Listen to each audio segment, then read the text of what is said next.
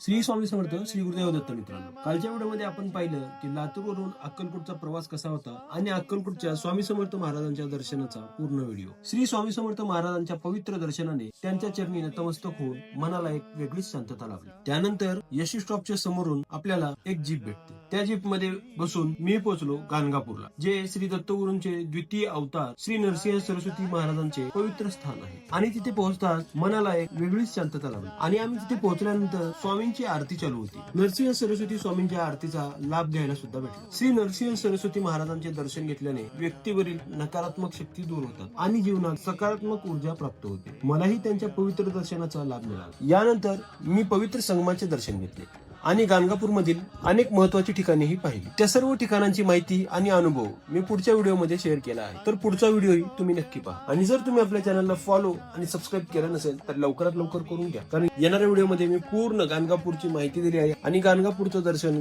क्रमशः कसं घेऊ शकता हे सांगितलं आहे. तर भेटू आपण नेक्स्ट व्हिडिओमध्ये. श्री स्वामी समर्थ, श्री गुरुदेव दत्त.